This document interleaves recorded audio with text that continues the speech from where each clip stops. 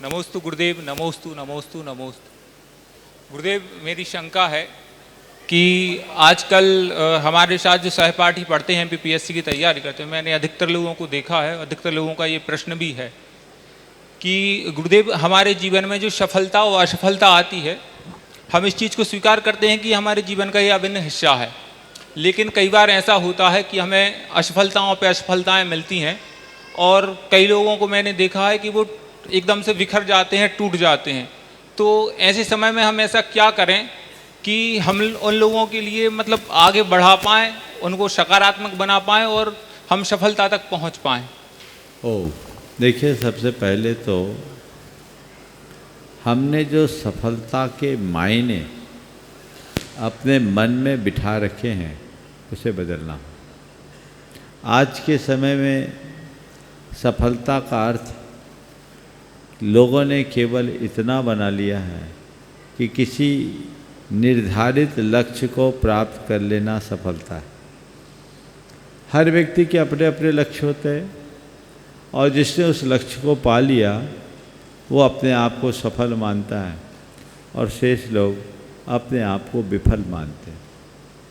ये बात कुछ संदर्भों में तो ठीक मानी जा सकती है, लेकिन इस बात को हर संदर्भ में सही करार नहीं दिया जा सकता, क्योंकि कुछ क्षेत्र ऐसे हैं जिसमें सबको सफल होना संभव है ही नहीं।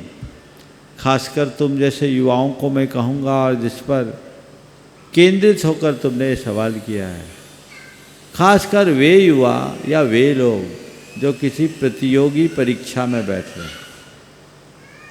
अब प्रतियोगी परीक्षा में बैठ रहे, मान लीजिए आप यूपीएससी में भाग ले रहे हैं। कितने लोग यूपीएससी में परीक्षा में बैठते हैं? हाँ, अरे तुम्हारे पास तो संख्या अपडेट होनी चाहिए। माइक चालू करो। लाखों क्यों बोलते हो? उसकी तो संख्या होनी चाहिए। लगभग 5 लाख। हाँ, लगभग 5 लाख लगभग बता रहे हो। शायद ये सही आंकड़ा नहीं है। मेरे पास जो जानकारी है उसके अनुसार इससे भी अधिक, मुझे किसी ने बताया लगभग 8 से 10 लाख। हो सकता है मैं सही ना हूँ, तुम्हारी बात को मानता हूँ।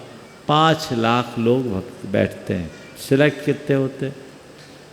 200-250 इतनी पोस्ट रहती। 300 मान लो।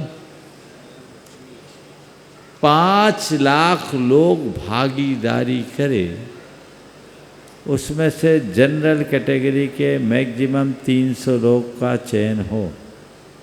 इसका मतलब 4,99,700 को तो असफल होना तय है। बोलो, तुमने 5 लाख बोला, तो उस 5 लाख में 300 का चयन होगा, तो बाकी 4,99,700 का तो उसी दिन तय हो गया था। तो इसका मतलब इन 5 लाख लोगों में 300 सफल है, बाकी अपनी जिंदगी में विफल। यह अवधारणा बदलिए। उस प्रतियोगी परीक्षा में भले वे सफल ना हुए, लेकिन वे अपने जिंदगी में सफल जरूर हो सकते हैं। जब भी प्रतियोगी परीक्षाओं की बात हो या किसी भी प्रकार की प्रतियोगिता की, इस बात को अपने मानस में रखो कि इसमें सीट तो लिमिटेड है, और जब जुटो तो इस मानसिकता के साथ जुटो कि उस लिमिटेड सीट में मैं अपनी जगह बनाऊं, मेरा चुनाव हो, मैं पूरे मेहनत के साथ काम करूं। पर कदाचित अपने लक्ष्य को हासिल करने में विफल रह जाओ, सफल ना हो, तो अपने आप को असफल मत मानो। नए लक्ष्य निर्धारित करो और नई संभावना को तलाशो। मैं एक जगह सफल नहीं हुआ, इसका मतलब ये नहीं कि मैं हर जगह विफल होऊंगा। मैं दूसरी जगह देखूंगा, मैं तीसरी जगह देखूंगा, मैं चौथी जगह देखूंगा। अंतिम संभावना तक अपना कोई ना कोई प्रयत्न करो। और आगे बढ़ो। वहाँ सफल हो सकते कि नहीं? जी महाराज। मैं ऐसे अनेक लोगों को जानता हूँ जिन्होंने यूपीएससी की परीक्षा दी और सफल नहीं हुए, लेकिन आज वो यूपीएससी की तैयारी करा रहे लोगों को पढ़ा रहे हैं और उनके पढ़ाए लोग, कई लोग कलेक्टर बन गए, है ना? आप लोग भी जानते होंगे क्या हो गया। मैं पूछता हूँ, क्या जिनका सिलेक्शन हो गया वही लोग सफल है, बाकी विफल? नहीं है महाराज। सीए की बोलते 3%, 4% रिजल्ट होते, इस साल तो शायद ज़्यादा हुई। लाखों लोग बैठते हैं, बाकी विफल। तो क्या केवल चार्टर्ड अकाउंटेंट ही अपनी दुनिया में सब, इस धरती में सफल है? आईआईटी की परीक्षा में लाखों लोग बैठते हैं, सिलेक्टेड हजारों में होते हैं, क्या उतने ही सफल, बाकी सब विफल? मैं एक ऐसे युवक को जानता हूँ जो चाहता था कि मैं नीट क्वालिफाई करूं, नहीं हो पाया। उसने ठान लिया, अब मैं डॉक्टर नहीं बन पाया, डॉक्टर पालूंगा। लड़के ने ठाना, मैं डॉक्टर नहीं बन पाया, कोई बात नहीं, मैं डॉक्टर पालूंगा। और उसने क्या किया? बेंगलोर से बीबीए किया, साइंस की लाइन छोड़ी, और बीबीए केवल डिग्री पाने के लिए क्या, लौट के आया और उसने एक अस्पताल खोला। मल्टी सुपर स्पेशलिटी का अस्पताल है और व्यवस्थित तरीके से संचालन कर रहा है और 100 बेड का अस्पताल चला रहा है। कई डॉक्टर आगे पीछे घूम रहे हैं। मैं पूछता हूँ, क्या वो विफल हुआ? इसलिए तुम जैसे सभी युवाओं और तुम्हें माध्यम बनाकर सब लोगों को मैं एक संदेश देना चाहता हूँ। यदि किसी एक लक्ष्य को पाने में असफल रहो तो अपने आप को हारा हुआ खिलाड़ी मत समझो।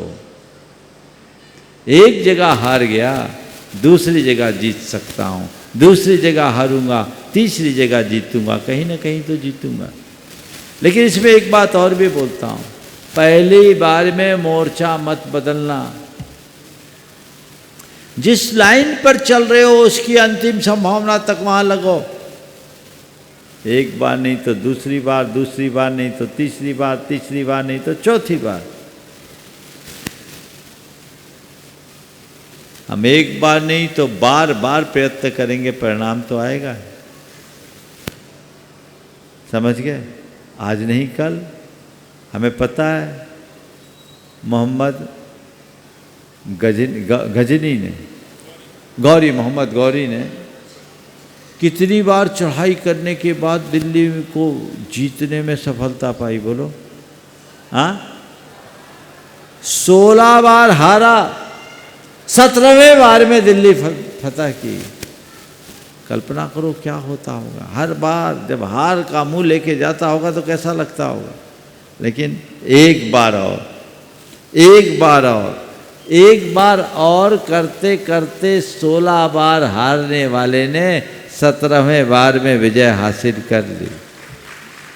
तो मैं सार में इतना ही कहूँगा, किसी भी लक्ष्य को लेकर आगे बढ़ो, उसकी अंतिम संभावना तक अपना 100% उसमें समर्पित करो।